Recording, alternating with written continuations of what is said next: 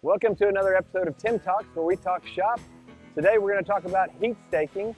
All right, so we were utilizing a piece of ultrasonic welding equipment over here to weld 8 different bosses on this assembly here, and the cycle time was taking too long. It was exceeding what we'd like to see.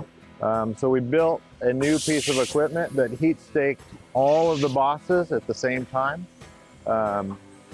and basically doubled the output of production. And we were able to do that with the capabilities that we have here at Texas Injection Molding.